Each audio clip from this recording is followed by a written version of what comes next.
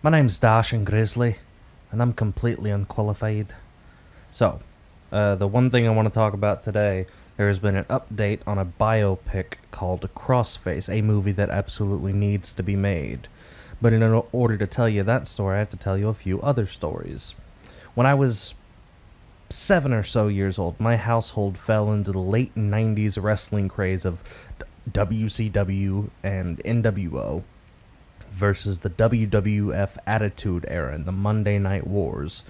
But we weren't allowed to watch WWF as kids, so I don't know why I like wrestling. Just like the guy says in the great movie Behind the Mat, uh, I've always been very good at suspending my disbelief, despite skepticism being one of the major driving forces of my personality.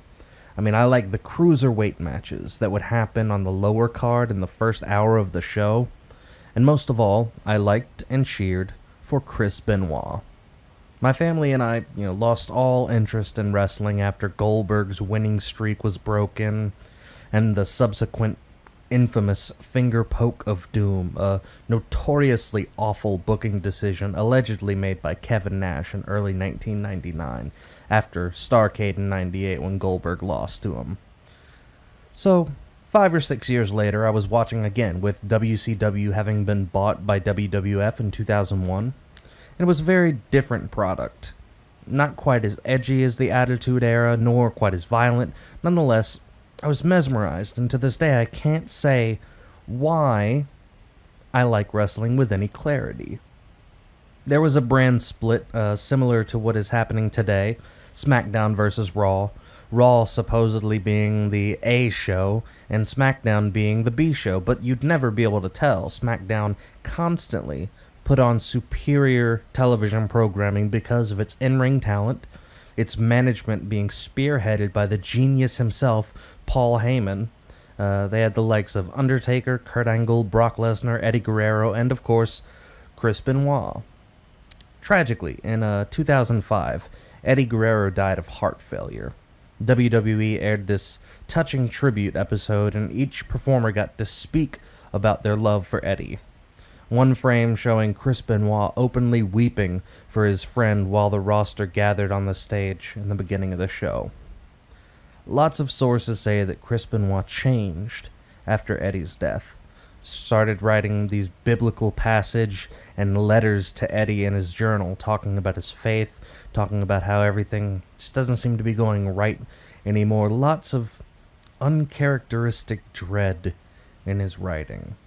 People always say Chris was quiet, Chris kept to himself, Chris was one of those hard asses in the locker room, demanded respect because of how much he respected the business and its legends and all his predecessors who were much deserved in having dues owed to them. And Chris would be one of the people in the locker room who would, whip the new kids into shape and show them what the business was about and show them the level of respect required for the past and for the innovators who made the business what it is, something extravagant and fantastic. And then on my birthday in 2007, I went to watch an episode of Raw, and before anything happened, before the opening song, Chris Benoit's image was on the screen, and then it showed a birth date to a death date, and my heart sunk. It was surreal. It was surreal. I had no idea how to handle it.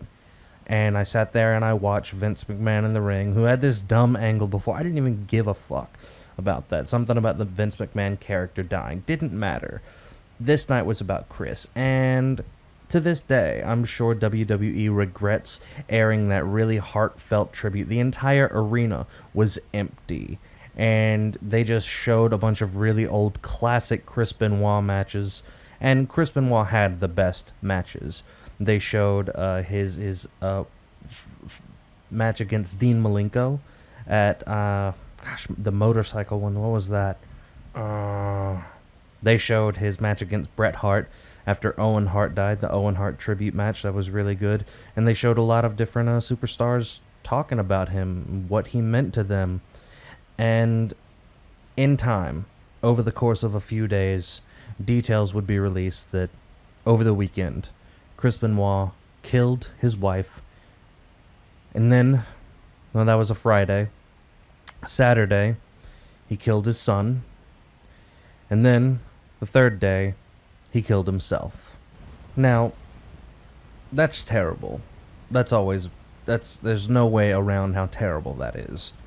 The news, the media in general, had this frenzy about steroids, the dangers of steroid usage, and multiple wrestlers would come on these pundit roles, just with these split screens with anchors who would demand them explain whether or not they had taken steroids. And a lot of them would be like, yeah, I've taken steroids, and I've never seen Raidroid. It is a myth. And they would just, just scoff at the wrestlers.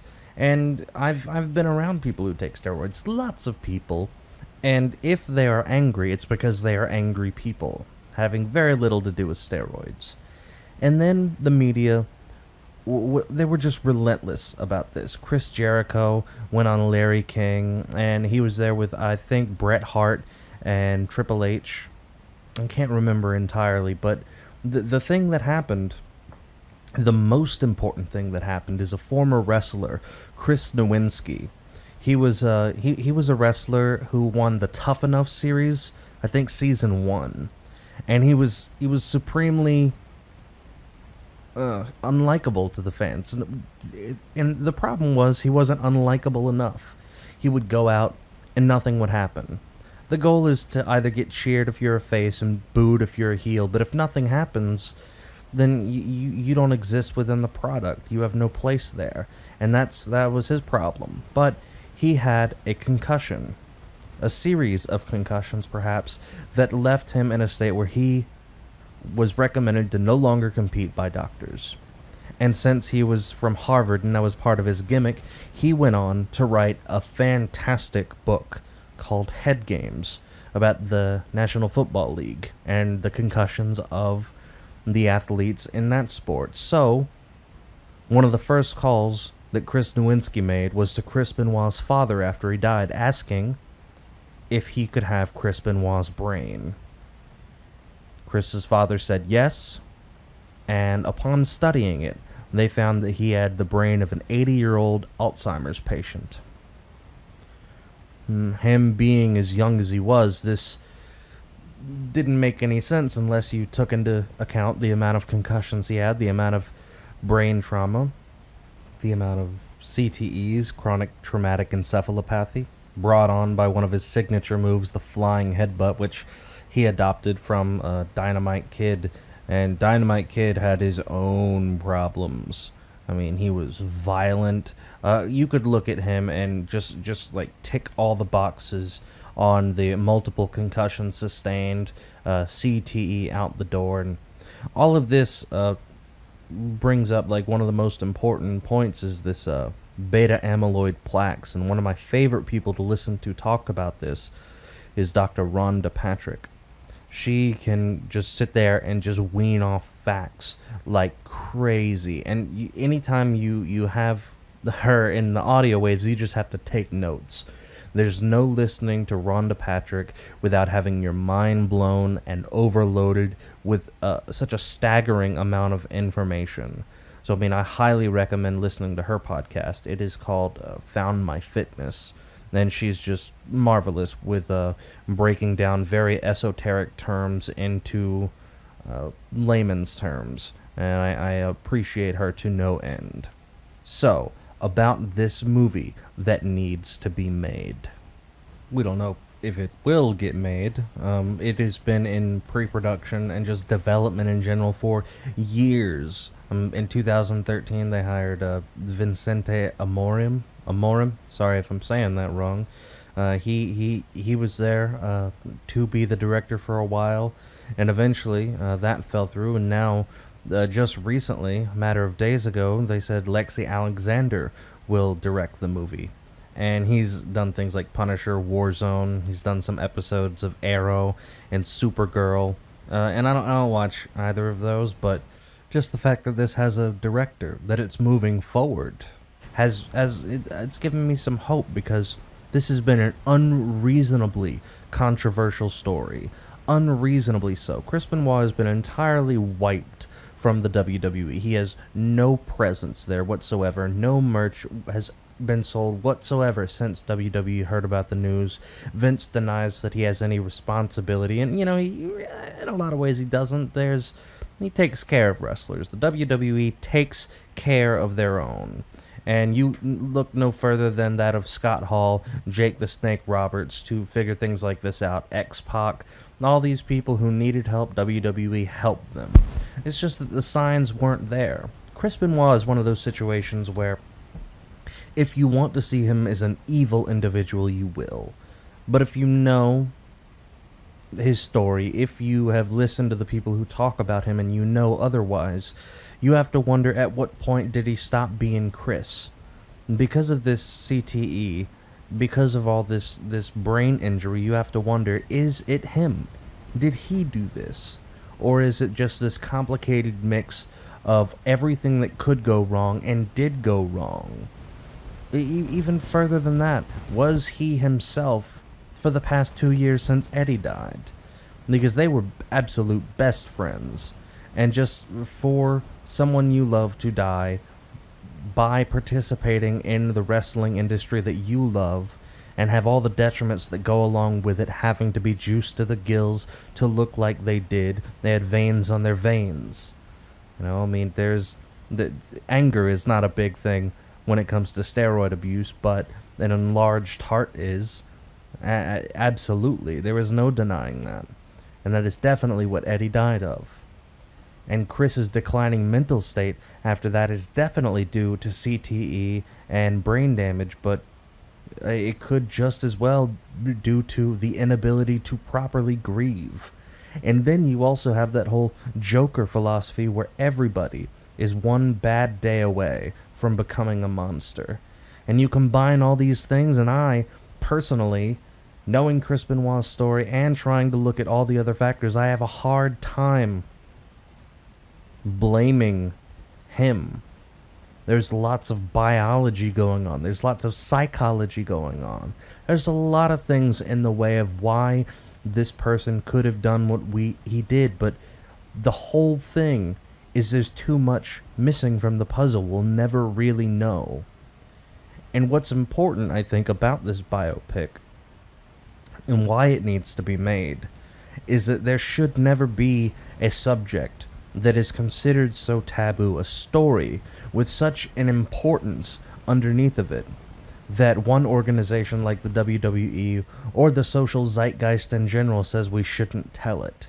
It's a story that has such depth and richness to it and tragedy to it that it would be a crime to not be told. And with Chris being the unique kind of character that he was, absolutely fabulous in the ring, barely did anything wrong that I could ever remember, did almost everything right except be tall and charismatic on the microphone. Quiet dude, didn't know how to get over with the crowd in ways of just speaking, but in a lot of ways he didn't need to. He had one of the best feel-good moments ever in wrestling. From WrestleMania, when Eddie won the title against Brock Lesnar, and then he won the title against Triple H by making Triple H tap out, confetti falling into the ring, his son Daniel getting into the ring, the same son that he killed. It's just a beautiful moment that has this terrible, horrific ending. And I don't know what to make of it, but I do know that stories along this level of fundamentally interesting, just in terms of humanity, it needs to be made. And under no circumstances should we shy away from something just because it's taboo or it's hard to tell or hard to talk about. Yeah. That's it. I don't know what else to say. Fundamentally, I forgive him. And I think it's sad that he will be erased from history. That he has been erased from history in terms of WWE, but I don't think the world should forget him because he's a cautionary tale. And I am all about cautionary tales. My name's Dashin Grizzly, and I'm completely unqualified.